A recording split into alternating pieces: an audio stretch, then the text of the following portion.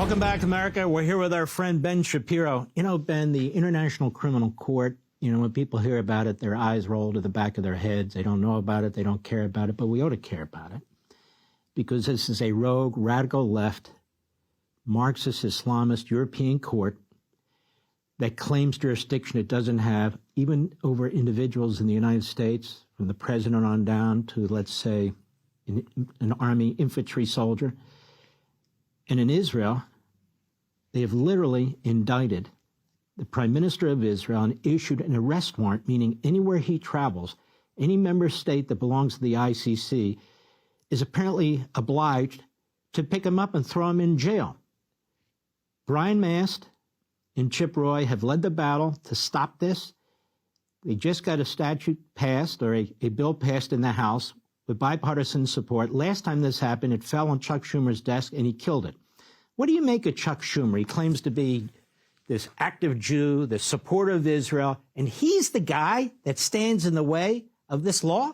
Yeah, Chuck Schumer's a joke. And when it comes to his supposed status as what he calls Shomer Israel, he makes a joke about his name being Schumer. In Hebrew, Shomer means guardian. He suggests that he's a guardian of Jews or of Israel. That, of course, isn't true. He's the same person who also presided over the Iran nuclear deal under the Obama administration. So, you know, Chuck Schumer, it's not a surprise he's doing this, but that's because he's an internationalist. When you talk about somebody who's a true globalist, meaning that they want global rules to apply to the United States, Chuck Schumer comes at the top of the list. And there is no more globalist institution than the International Criminal Court, which, as you mentioned, claims jurisdiction over parties that are not even signatories to the ICC.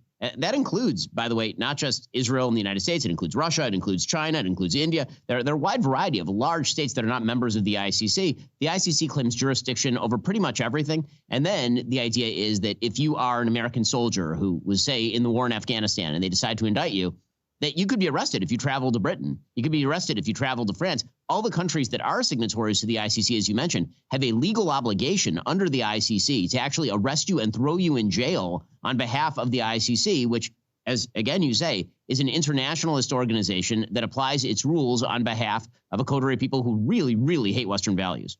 And to underscore your point, in fact, the people who brought these charges against Netanyahu and others, it said they were funded by the Iranians. It's the South African government, which is virulently anti-Semitic, supported by the Irish government, which is virulently anti-Semitic, and some of these others, brought in front of a prosecutor who has his own issues with respect to, shall I say, women. And so he's under investigation for that right now. But the court went along with it.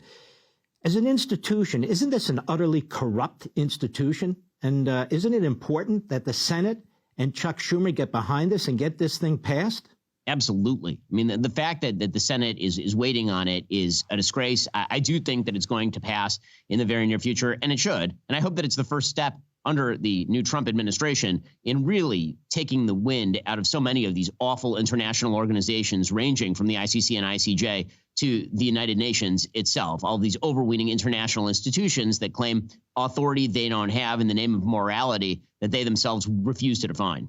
Joe Biden decided not to stop the ICC. He's put out some statements and so forth. He could have done a lot more, and he hasn't.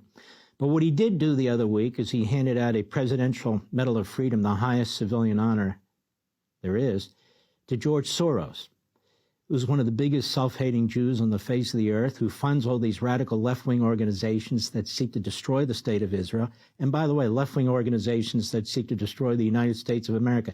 What do you make of Joe Biden, his policies, awarding this medal to this kind of a reprobate? I mean, I will admit that Joe Biden, without the shackles of possible reelection in front of him, you're getting to see the real Joe Biden. We were assured that he was a kindly old gentleman, and it turns out he's just an old gentleman.